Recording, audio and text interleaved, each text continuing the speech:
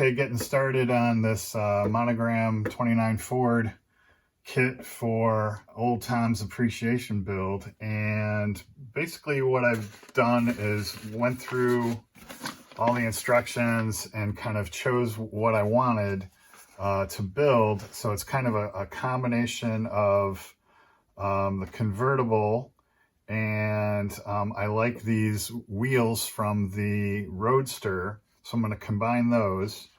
I'm going to go with the custom engine. I kind of want to make it like a sleeper, make it look very stock on the outside, and then the custom engine on the inside.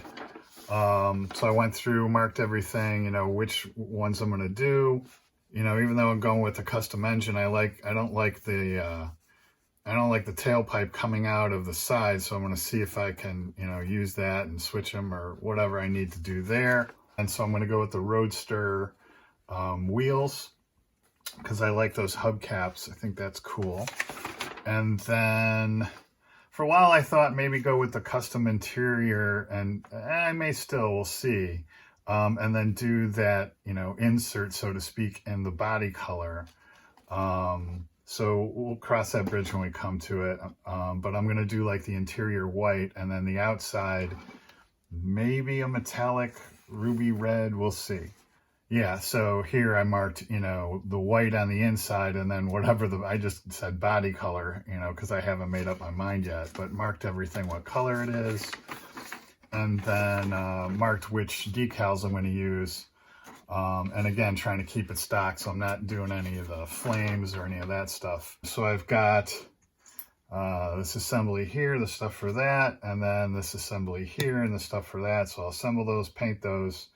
But yeah, so I've started, and I'm pretty psyched to do another car, and this one's pretty cool. So, and then just a reminder, coming up next weekend, October 14th, I'm going to be going to the Duneland IPMS contest and show in Hobart, Indiana. So you folks in the Midwest, if you get a chance, come on out. Maybe I'll see you there. And then just an FYI, I did go back and fix that crooked crane piece on the UH2C. I couldn't leave it like that. It was too prominent, especially if I'm going to take it to a contest and show. And then I also did go ahead and made a custom round base for it. Okay, so I've got basically these first two pages ready to go. I've got the engine block and a piece that goes up there after one of those chrome parts. The red piece is assembled and painted red.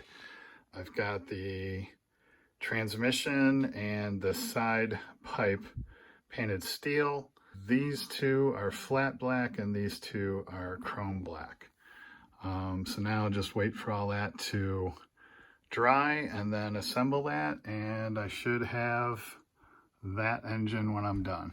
So that's a pretty good start. Yeah, I think I should be able to finish this in, you know, 2 or 3 videos. So I hope you'll stay tuned for that. And as always, thanks for watching and happy modeling.